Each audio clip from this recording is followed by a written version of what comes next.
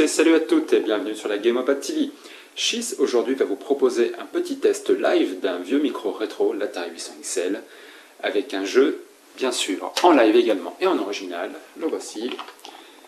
Screaming Wings, en fait, qui est une adaptation, on peut dire, de 1942 pour l'Atari 800 XL. Alors, voici le 800 XL.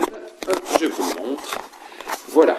Alors, le 800 XL, voilà, avec son joli clavier, ses petites touches de fonction, son lecteur de cassette XC11, en fait c'est un des nombreux modèles existants pour l'Atari 800 XL, le 1010 étant celui fourni à la base, il y a également le XC12 et moi j'ai le XC11, voilà, qui est très fiable et très bon, avec une bonne vieille manette Speaking qui va bien, et oui, le luxe, on va jouer sur un écran LCD HD.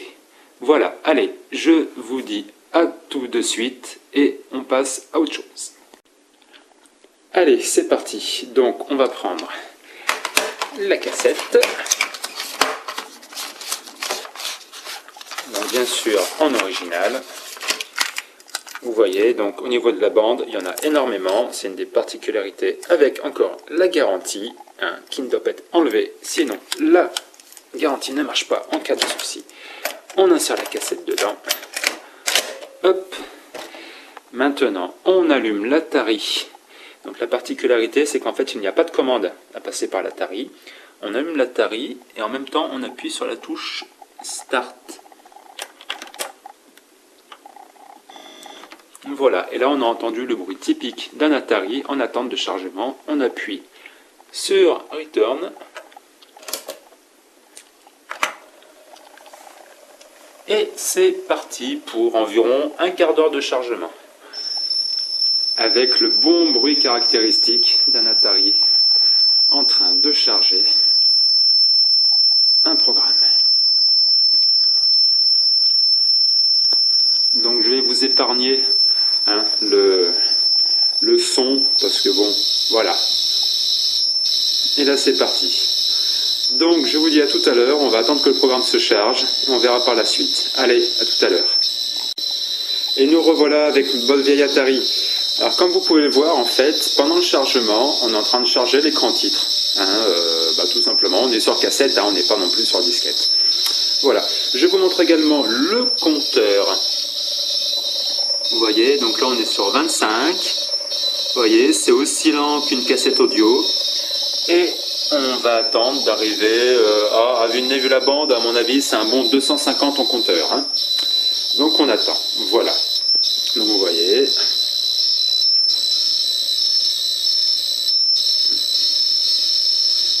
Donc pour les sceptiques qui pensaient que les vieux micros ne marchaient pas forcément sur des écrans HD, eh ben, la preuve en est que mon Atari 800 XL marche parfaitement sur un écran de 82 cm. Voilà. Alors après, peut-être que certains écrans ne l'acceptent pas. Mais pour moi, c'est bon. Allez, à tout à l'heure pour le jeu. Salut les loulous, et ben voilà, ça y est, c'est parti. Le jeu est enfin chargé. Et finalement, voyons voir, est-ce que j'étais bon ou pas? Ah, 237, j'étais pas loin avec 250. Donc voilà, ça y est, on a enfin notre jeu chargé. Et c'est parti. Donc en fait, c'est tout simplement comme un 1942. Hein.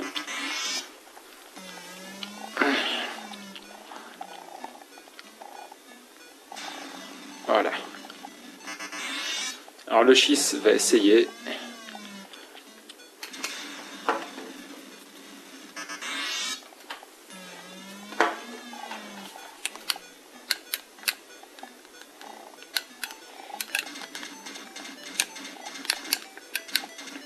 Voilà, donc bon, c'est pas évident parce que j'ai pas de pied pour ma caméra. Hein. Mais en fait, donc c'est le même principe que 1942. Voilà, et je suis mort. Bon, bah comme ça c'est fait.